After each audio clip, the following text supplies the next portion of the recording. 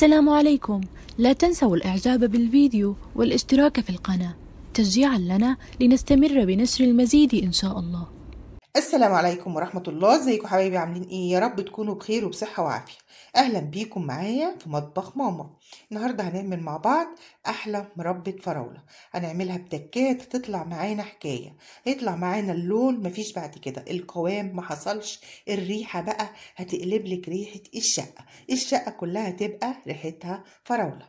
عندنا 2 كيلو فراولة زي ما انتوا شايفين كده، غسلناها كويس جدا، شلنا الوردة اللي هي بتبقى موجودة هنا، جهزناها على العمايل. فينا بقى ان احنا نقطعها قطع صغيرة بالسكينة كده، هنقطعها قطع صغيرة او ممكن تقطعيها 4/4 نصين زي ما انت عايزة. بس انا النهاردة هعملها بطريقة مختلفة.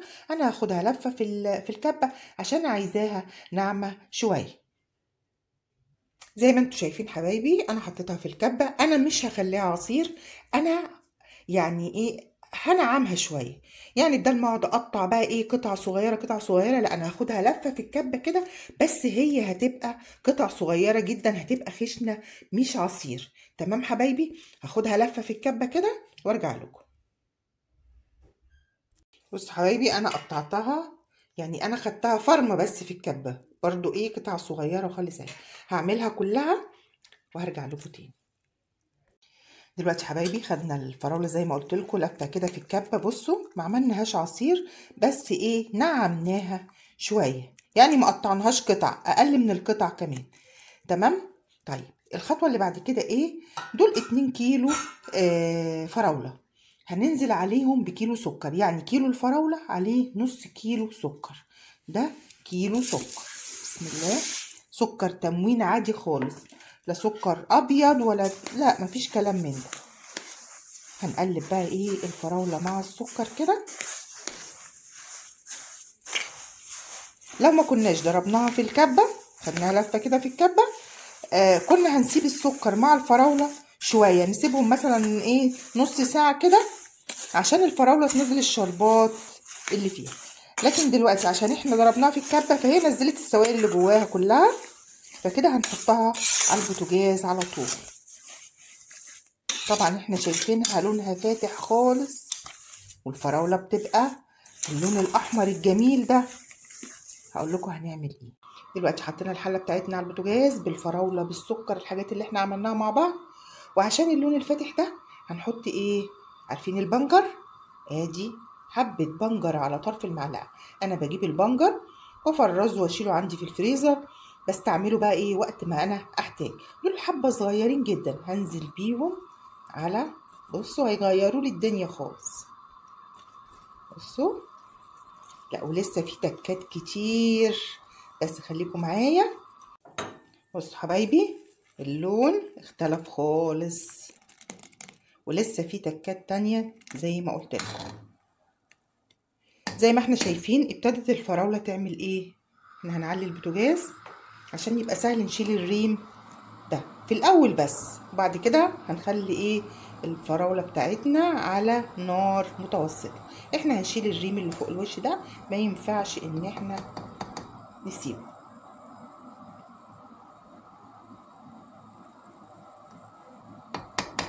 اي ريم تلاقيه يظهر قدامك تروحي ايه شايلاه. وهي لما تبتدي تغلي هتلاقي الريم ده ابتدى يطلع عادي فوق الوش كده، ويبقى سهل عليكي ان انت تشيليه. انا معاك اهو خطوه بخطوه. نشيل الريم زي ما قلت لكم كده بيبقى سهل.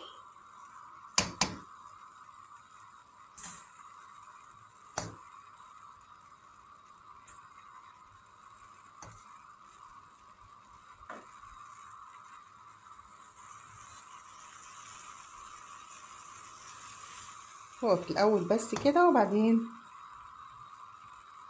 مش هيظهر لنا الريم ده تاني خالص.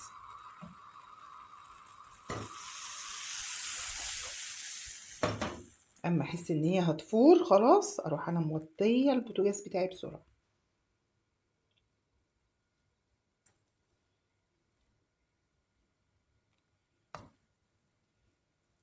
ايدك فيها على طول.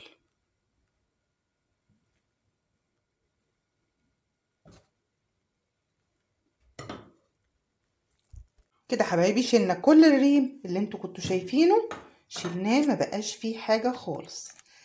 ووطينا البوتاجاز بتاعنا.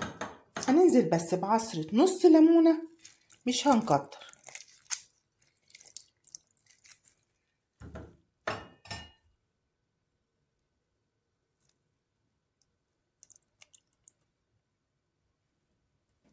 بذرة.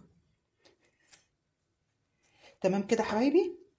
كده هنسيب المربى بتاعتنا تتسبك لمدة نص ساعة، وبعد نص ساعة هقول لكم الخطوة اللي بعد كده هتكون ايه.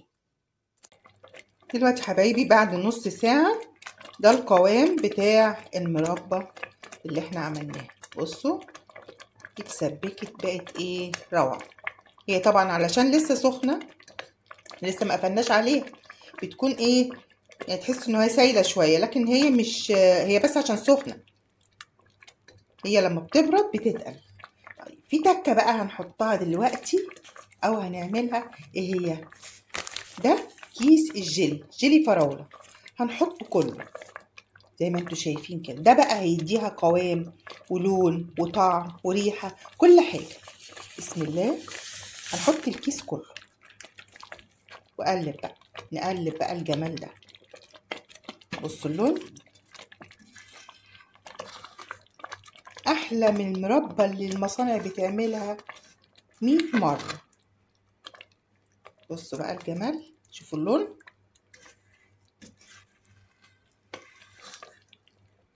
ده جيلي بطعم الفراولة. احنا بنعزز كمان الطعم واللون والقوام. بس كده هي ايه المربى خلصت خالص، وهنقفل. المفروض هنقفل عليها دلوقتي. تمام. في خلال النص ساعة اللي هي كانت المربى بتتسبك فيها، كان في ريم برضو بيظهر وكنت بشيله. خلي بالكم، يعني مش معنى ان انا سبتها تتسبك نص ساعة ان انا سبتها كده، لا، كل شوية كنت بشيل الريم اللي كان فوق الوش. خلاص هي كده اتسبكت وخلصت خالص. هنسيبها بقى تبرد وبعدين هقول لكم هنعمل ايه. كده حبايبي المربى بتاعتنا بصوا بردت خالص، وبصوا الجمال بقى، بصوا اللون. انا ما حبيتش افضيها في البرطمانات الا لما تشوفوها، لان انتوا اكيد هتقولوا ايه دي جاهزه وبتضحك علينا. هنفضيها بقى في البرطمانات بتاعتنا. شوفوا بقى الجمال، احلى مربى فراوله عملناها مع بعض. شفتوا الفراولايه دي رايكم فيها؟ احلى فراولايه عملناها مع بعض بقى ايه بطريقه سهله وبسيطه. عايزه اقول لكم بقى ايه الطعم حكايه. بصوا انتوا شايفين اللون عامل ازاي، الطعم بقى ما اقول لكمش عليه بصراحه، حاجه كده ما تتوصفش، حلوه قوي قوي قوي. القوام ناعم وجميل. سهله معاكي تفرديها في الساندوتش كده، الولاد بقى هم رايحين المدارس، في الفطار، في العشاء. بصوا الجمال، بصوا احلى قوام واحلى لون واحلى طعم. جربيها، سهله قوي. في الحشوات ممكن تحشي بيها الكيكات بتاعتك، الباتيهات، حاجه كده ايه بتبقى مميزه. مربى الفراوله بتبقى من المربات المميزه جدا، بتبقى حلوه جدا في الحشوات. جربيها هتعجبك جدا. طبعا حبايبي ما تنسونيش في الدعاء، لايك وشير، واللي ما اشتركش في القناه يشترك فيها عشان يوصل له كل جديد. اسيبكم في رعايه الله وامنه، والسلام عليكم ورحمه الله.